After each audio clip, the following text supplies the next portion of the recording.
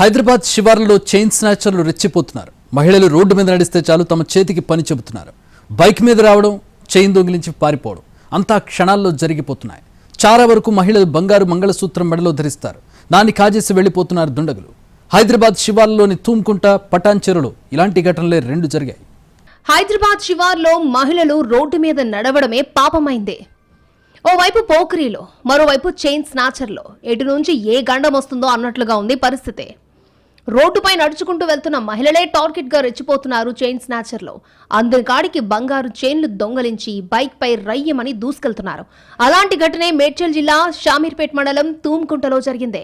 నడి రోడ్డుపై నడుచుకుంటూ వెళ్తున్న ఓ మహిళ మెడలో నుంచి బైక్ పై వచ్చిన 2 ఆగంతకులు 4 తులాల బంగారు గొలుసును లాక్కెళ్లారు. తూంకుంటకు చెందిన మల్కారం జమున ఓ ప్రైవేట్ పాఠశాలలో పనిచేస్తోంది.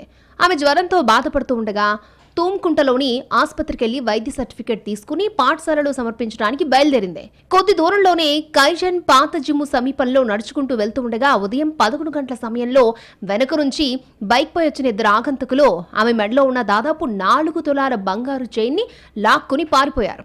గొలుసు లాక్కునే క్రమంలో బాధితురాలు కింద పడిపోవడంతో స్వల్ప గాయాలయ్యాయి. ఈ చైన్ స్నాచింగ్ కి సంబంధించిన దృశ్యాలు స్థానికంగా ఉన్న ఓ దుకాణంలోని సీసీ కెమెరాలో రికార్డ్ అయ్యాయి. బైక్ పై వచ్చిన 2 మాస్కులు ధరించున్నారు. గొలుసు పోవడంతో బాధితురాలు జమున గుండెలు బాదుకుంటూ కన్నీరు మున్నీరుగా విలిపించింది. బాధితురాలు ఫిర్యాదుతో షామీర్పేట్ పోలీసులు కేసు నమోదు చేశారు. దొంగలను పట్టుకునేందుకు ప్రత్యేక బృందాలతో గాలింపు చర్యలు చేపట్టారు. మరోవైపు సంగారెడ్డి జిల్లా పటాన్చెరులో కూడా ఇలాంటి ఘటనే జరిగింది. స్థానికంగా ఉన్న ఓ మెడికల్ షాప్ లో పనిచేస్తున్న నిఖిత అనే మహిళ మెడలో నుంచి గొలుసు దొంగతనం చేసేందుకు వ్యక్తి ప్రయత్నించాడు. మెడికల్ షాప్ లోకి వచ్చి మరీ చైన్ చోరీ చేసేందుకు యత్నించాడు.